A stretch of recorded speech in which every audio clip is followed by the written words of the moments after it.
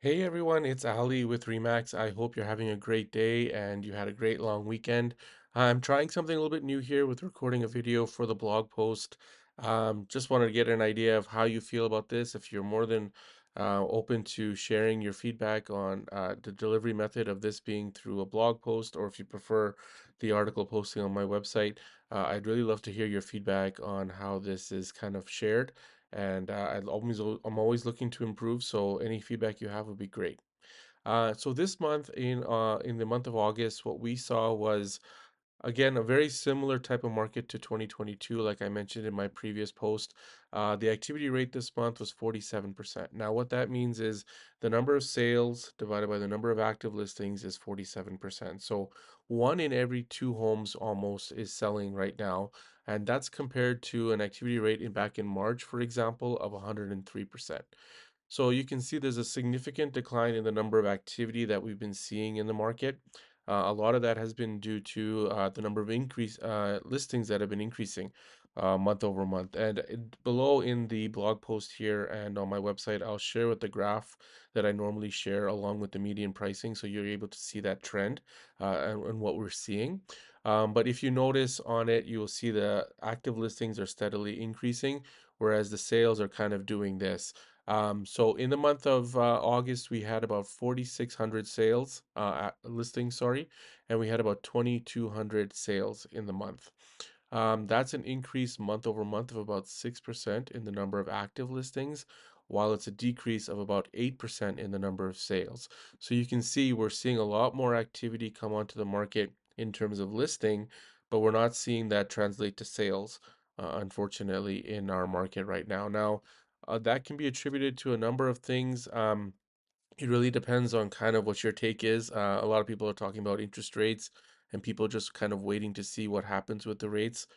I would argue that, we've already seen two drops in the interest rate and we've continued to see declines since April, really, in our activity month over month. So I don't know if the interest rate is something that people are waiting for. It is expected that there's going to be about two more drops for the end this year, at least in the coming meetings, but it could also be seasonality. People are more interested in enjoying the weather here in Calgary when they can take advantage of it rather than looking to list their home and sell and look for properties to buy. Another thing could be a lot of FOMO. If you think about it, people that are trying to exit the market or try to sell their house while the market is still hot, they're seeing these declines in activity and they're worried about kind of getting out while they can and still get the money that they're wanting to get out of the sale of their home, right? So a lot of this is kind of going on right now. What's causing it is, I think, a mixture of everything. There are some buyers that are waiting for interest rates to increase their purchasing power.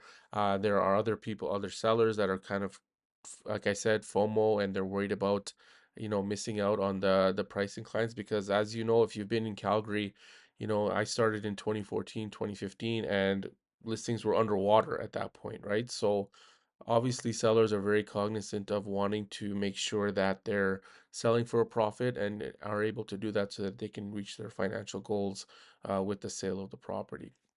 Now, in terms of the actual median pricing that we've seen in the month over month and in last month, we've seen declines in the detached, attached markets, whereas the attached townhouses and apartments have seen an increase in their values. A very slight one, like we're talking about 1.7% month over month, whereas the declines, specifically in the attached market, has been about 3.3% of a decline month over month in the semi-detached home market. So we're seeing the kind of shift of people, the affordability is kind of there where, okay, the interest rates are allowing me to afford more, but I'm still kind of shopping in the townhouse apartment area, whereas the price of single family homes, at their peak were about 730,000 as a median price, and now we're about at 702 right now.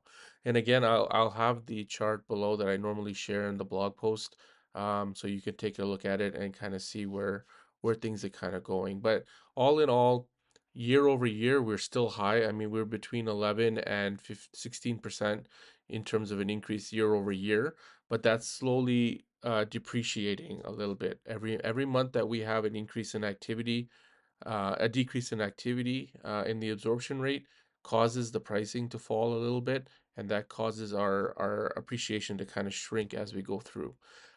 Year over year on the month side, we're still seeing between 9 and 14% of an increase. And on the average for the 2 years, year over year, we're between 11 and 16%. So, all in all, what's been happening is, the market is cooling down here in Calgary. Now, again, it could be for any one of the reasons I mentioned earlier. Um, but what we're trying to, what we're seeing here now is it's a lot of an opportunity for buyers to kind of take advantage. It's kind of the perfect storm where pricing is cooling down a little bit, interest rates are cooling down a little bit, purchasing power is increasing because of the sale prices decreasing, and the interest rates are decreasing, right? So for a buyer right now, this is a great time for them to kind of jump in and start looking at a property that works for them. But again, it's also kind of balancing the affordability of things right now, right? So for sellers, it's a good opportunity still because you're still year over year higher. The values are still there. Um, Hopefully, the lower interest rates kind of spark that little frenzy again. I'm not sure about that because, in Calgary, as the interest rates were increasing, our prices were increasing. As the interest rates are declining, our prices are also declining here, right? So we're kind of an anomaly in that regard and how the two are kind of related to one another. And then if the biggest concern I know a lot of people are having right now is their renewals for their mortgages. So when it comes to renewals, just know, you have options. There are solutions out there to kind of help you manage your mortgage when it comes up for renewal. If you need to transfer to a lender that potentially is offering a better prepayment package for you, or they're offering better interest rates for you, you can always renew with the same lender, but you can negotiate with them. If you speak to a broker, we can kind of give you a little bit of more insight into what the market is doing, while instead of you going back to them empty-handed and kind of appeasing to whatever they give you. And the third thing you can always look at is refinancing and taking some equity out of your home. Now, that's not always the best solution, so we would have to look at and see why you're doing that and what is the need for that and the cost benefit to you for doing that. But that is also an option for you. So if you have any questions about any of the items that we talk about with regards to renewals, with buying a property, with, selling and the process behind that, please let me know. I'm more than happy to answer any questions that you have. Um, my business is built on referrals, so any referrals that you have or anybody you can share this with that would be interested in kind of learning more about the market that I can maybe add to our ecosystem here and be in touch with, I would be more than happy to do that.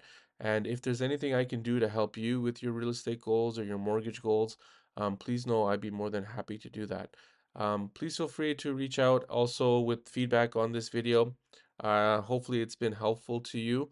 And if there's anything I can do to kind of improve it, by all means, please shoot me an email. I'd love to be able to kind of make this better. This newsletter, I've been doing it now for 10 years while I've been in the business, and it's just been growing and getting better and getting better. And people are giving me the feedback of what they like and what they don't like. And that's why it's constantly changing. So, if you can give me that feedback, I'd really appreciate it. And hopefully we can connect, maybe grab a coffee and chat some more and go from there. But thank you so much for taking the time to view this video. And hopefully we can connect soon. Take care and have a good one.